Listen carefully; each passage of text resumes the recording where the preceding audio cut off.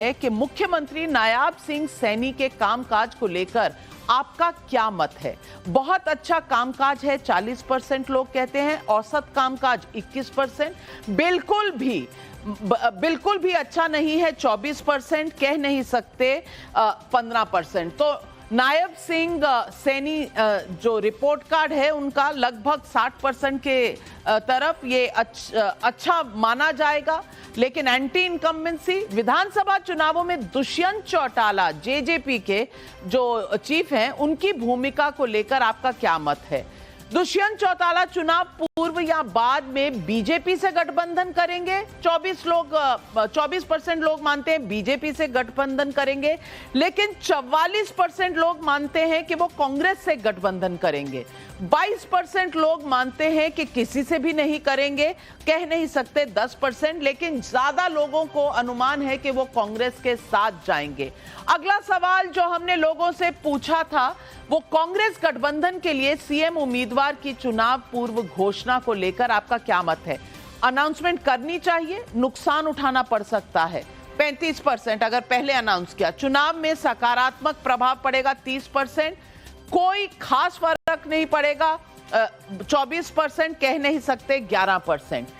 इसके बाद हम अगला सवाल देखें तो मल्टीपोलर कॉन्टेस्ट से किसको ज्यादा फायदा होगा। बीजेपी गठबंधन को 38% लोग कहते हैं ज्यादा फायदा होगा, कांग्रेस गठबंधन को 23% का फायदा होगा, आईएनएलडी को 12% लोग समझते हैं फायदा होगा, जेजेपी 9%, आम आदमी पार्टी 3%, अन्य 7%, कह नहीं सकते 8%। बीजेपी को मल्टीपोलर कॉन्टेस्ट से फायदा होगा, ये बहुत से लोग मानते हैं, सबसे ज्यादा 38%।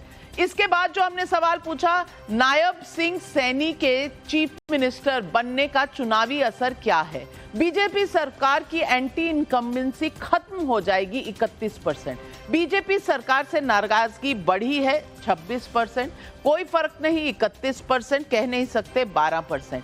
तो कुछ तो संभाला है एंटी इनकम्बेंसी।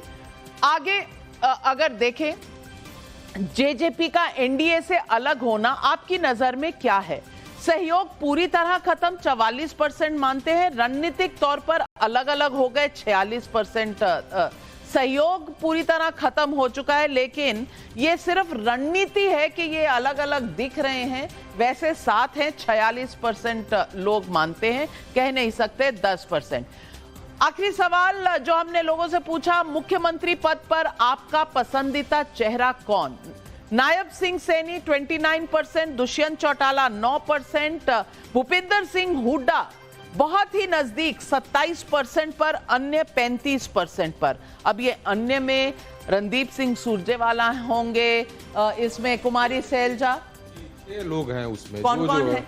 सैलजा भी है, सुरजेवाला भी है, क्या कहा जाता है बीजेपी के तहत, बीजेपी से भी 3 लोग हैं। तो सारे लोगों को मिलाकर वो जो होता है छोटे छोटे आंकड़े देने सच है कि एक साथ। चलिए तो अब देखते हैं वोट परसेंटेज का नंबर, जो सबसे इंपॉर्टेंट नंबर होता है, और वो हमारी स्क्रीन पर आ रहा है। हरियाणा में वोट शेयर बीजेपी 35.2, कांग्रेस लगभग 31.5%, जेजेपी 12.4, अन्य पार्टियां लगभग 21%। तो क्लोज कॉन्टेस्ट है, एडवांटेज बीजेपी इस वक्त दिखा रहा है। क्या ये पलट सकता है आगे चलकर, क्योंकि अभी कांग्रेस में लड़ाई चल रही है आपस में, हुड्डा वर्सेस रणदीप वर्सेस कुमारी सैलजा।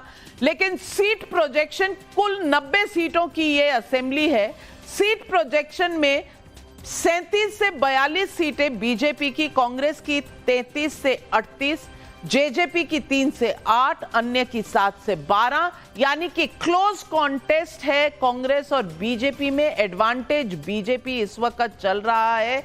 और इस वक्त मैं अपने तमाम हमारे साथ जो गेस्ट हैं उनको इंट्रोड्यूस करना चाहूंगी। और आज हमारे साथ यहाँ स्टूडियो में मनोज जी के साथ हर्षवर्धन त्रिपाठी, तहसीन पूनावाला कांग्रेस के सपोर्टर, राशिद किदवाई वरिष्ठ पत्रकार, और गौरव भाटिया जी बीजेपी के राष्ट्रीय प्रवक्ता। मैं सबसे पहले तहसीन पूनावाला आपसे पूछूंगी, नजदीक का मामला है लेकिन एडवांटेज बीजेपी, क्योंकि कांग्रेस में अभी आपकी अलायंस आम आदमी पार्टी के साथ हुई नहीं है, जेजेपी के साथ हुई नहीं है, और आपस में जो लड़ाइयां चल रही हैं वो सबके सामने है। क्या खामियाजा कांग्रेस को इसी बात का मिल रहा है ग्राउंड पे कि यूनाइटेड फ्रंट नहीं है पार्टी के अंदर? अलायंस पार्टनर तो अलग बात है। नाविका जी, जो लोग हरियाणा की राजनीति समझते हैं और आप बिल्कुल समझते हैं और हर्षवर्धन जी समझते हैं, on ground anti BJP wave है और कांग्रेस के लिए सिंपैथी। अब ये बिल्कुल आपका टेक्निकल सवाल सही है मनोज जी का कि जेजेपी के साथ गठबंधन नहीं हुआ। मैं ये मानता हूं नहीं होना चाहिए, मेरी व्यक्तिगत राय, क्योंकि जो जेजेपी का वोट है वो कांग्रेस के पास आने वाला है। इनफैक्ट वो पोस्ट पोल हो ठीक है, अब नहीं होना चाहिए, क्योंकि जेजेपी के साथ खट्टर जी के साथ रहने का एंटी इनकम्बेंसी, ये बहुत अहम फैक्टर है। खट्टर जी के साथ थे। दूसरी चीज नाविका जी, जो आप कह रहे हैं कि कांग्रेस के अंदर इंटरनल राइवलरी, जो मैं खुद मानता हूं, अगर कांग्रेस उसको ओवरकम करे, कांग्रेस निश्चित सरकार बना रही है। लेकिन अगर आप मनोज जी ने सर्वे किया, भाजपा को भी देखें, मैं आपको ये बता दूं, भाजपा में भी बहुत इंटरनल राइवलरी है, यहां तक कि खट्टर जी और वर्तमान मुख्यमंत्री में। हाल ही के दिन में माननीय अमित शाह जी ने 2-3 रैली की हरियाणा के अंदर, वहां से उन्होंने प्रचार शुरू किया।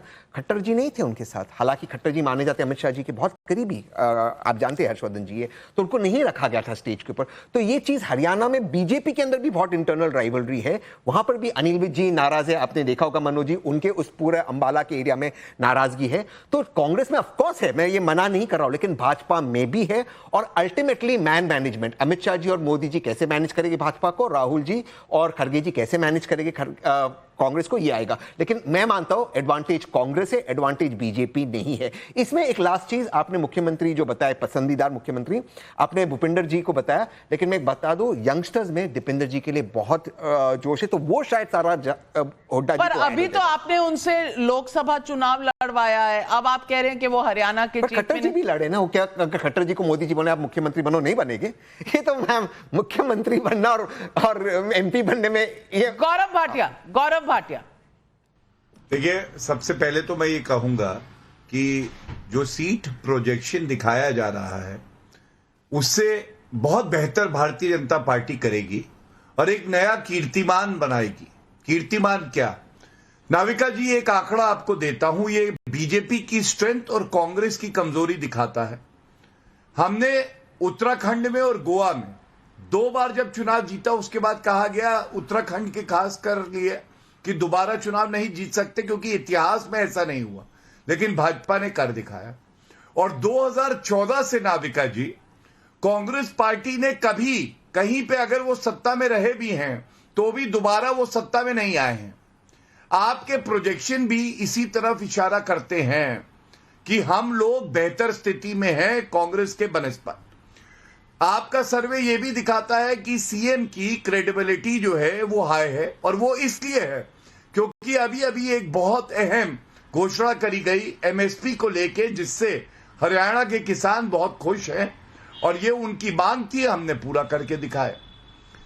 कांग्रेस का चरित्र भ्रष्टाचारी रहा है। याद करिए भूपिंदर हुड्डा किस तरह से भ्रष्टाचार को बढ़ावा देते थे, सर्वोच्च न्यायालय ने उनके द्वारा किए गए आवंटन को रद्द किया।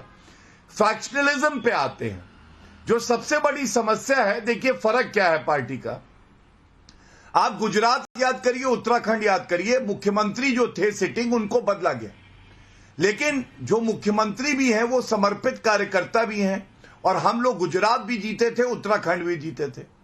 दूसरी तरफ कांग्रेस पार्टी में केवल सत्ता के लिए राजनीति करी जाती है। 3 अलग अलग धड़ों में कांग्रेस बटी हुई है। पहले